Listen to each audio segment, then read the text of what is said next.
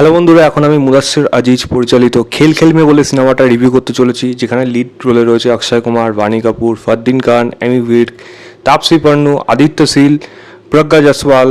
আর কাকে মিস করলাম জানি না। যাই হোক, এটা বিভৎস একটা বড় স্টার কাস্টিং রয়েছে এখানে। এবং এই সিনেমাটা 2016 সালে ইটালিয়ান সিনেমা পারফেক্ট স্ট্রেঞ্জার্সের অফিসিয়াল 28তম, মানে হিন্দিতে প্রথম রিমেক এবং অফিসিয়াল 28তম রিমেক। তো এবং পারফেক্ট স্ট্রেঞ্জার সিনেমাটা আমার দেখা নেই, সুতরাং এই সিনেমাটাকে আমি পুরোপুরি একটা ফ্রেশ সিনেমা হিসেবে ট্রিট করব। তো সেখান থেকে ভালো দিক খারাপ দিক আমি এই সিনেমার মধ্যে আলোচনা করব।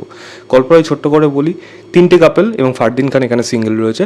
তারা একটা বিয়ে বাড়িতে যাচ্ছে, সেখানে গিয়ে এদের মধ্যে একটা গেমস খেলা হচ্ছে, নিজেদের ফোন সামনে রেখে কার কি মেসেজ আসবে, কল আসবে, যাই আসুক সেটা যেন পাবলিকলি সবার সামনে জানানো হয়। মানে এই 7 জনের মধ্যে সেগুলো মানে জানা বলে করা হয়, মানে যা হচ্ছে সেগুলো যেন সবাই জানতে পারে। এখানে তাদের মধ্যে বিভিন্ন রকম কে কী রকম বা কার কী কেচ্ছা আছে সেগুলো লুকিয়ে রয়েছে। পাতিকথায় সবার কেচ্ছা একে অপরকে জানতে পারবে। এবার এইগুলো জানার পর এদের সম্পর্কগুলো কোন জায়গায় গিয়ে দাঁড়ায় এবং এর কনক্লুশনে কী আসে, এর থেকে বেশি জানতে হলে সিনেমা হলে গিয়ে এই সিনেমাটা আপনাদের দেখতে হবে।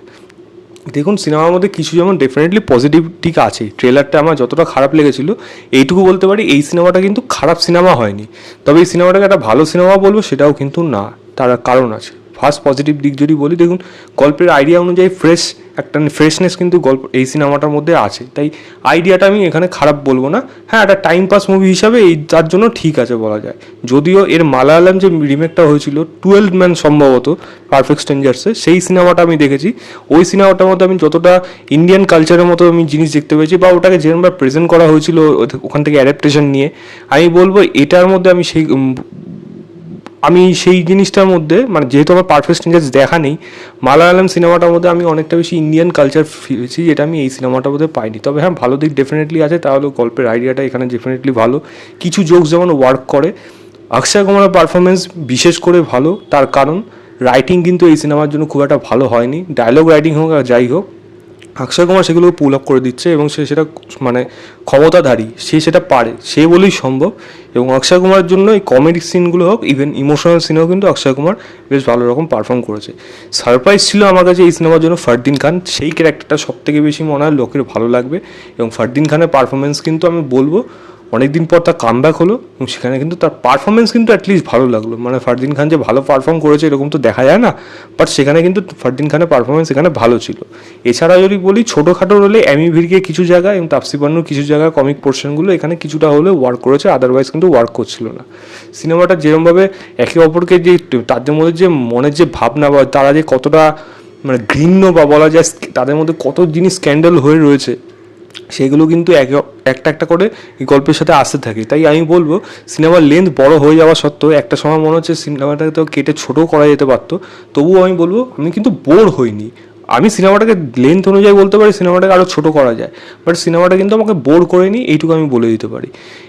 এছাড়া যদি বলি কিছু মজাদার ডায়লগ যেমন এখানে লেখা রয়েছে, আবার সিমিলারলি মজাদার ডায়লগ আবার হয়ও নি, এরকমও রয়েছে। জাস্ট পারফরমেন্সের উপর বেরিয়ে যাচ্ছে বলে সেগুলো ওয়াচেবল হয়ে যাচ্ছে। এবং একটা অডিয়েন্সের সাথে যদি কিছু অডিয়েন্সের সাথে আপনি দেখেন, আপনি সিঙ্গেল দেখলে কতটা কীরকম ভালো লাগবে আমি জানি না, কিছু অডিয়েন্সের সাথে দেখলে সেটা কিন্তু আপনার কাছে ওয়ার্ক করে যাবে, কারণ এটা হলের মধ্যে অ্যাটমসফিয়ারটাই ওরমভাবে ক্রিয়েট হয়ে থাকে। তাই হয়তো সেই জায়গাগুলো ওয়ার্ক করে গেছে, যে আমি যদি পরে ভেবে দেখি হয়তো সেগুলো আমার কাছে খুব একটা বেশি ওয়ার্ক করবে না।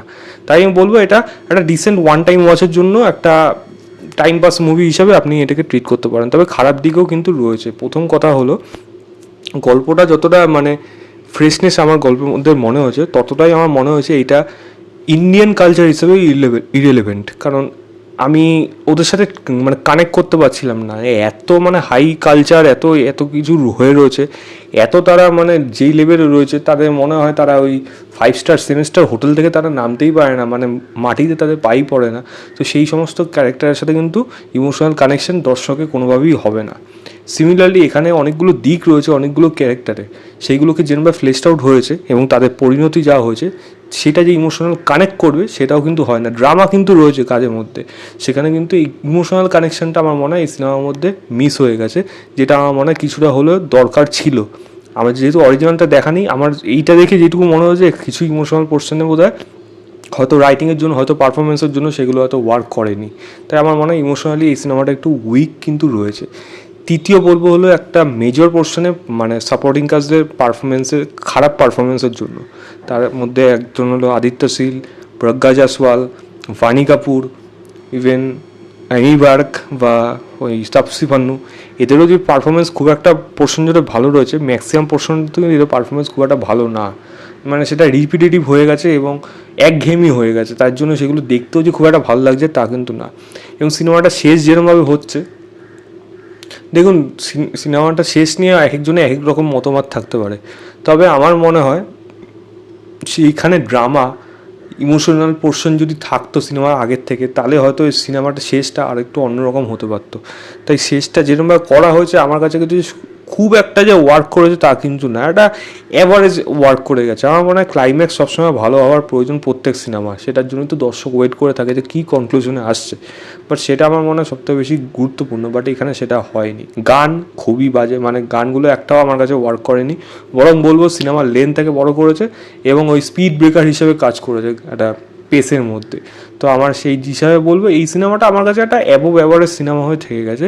যতটা খারাপ ভেবেছিলাম ততটা হয়নি, বাট একটা ভালো সিনেমা হওয়ার জায়গা কিন্তু আসতে পারেনি এই সিনেমাটা। আমি ম্যাক্সিমাম 2.75 দেবো আউট অফ 5 বলবো। সিনেমা হলে যান, গিয়ে দেখুন, দেখেই জানাবেন আপনাদের কেমন লেগেছে।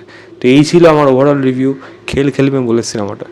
ভিডিওটা ভালো লাগলে লাইক শেয়ার এবং চ্যানেলটাকে অবশ্যই সাবস্ক্রাইব করে দেবেন। বাই।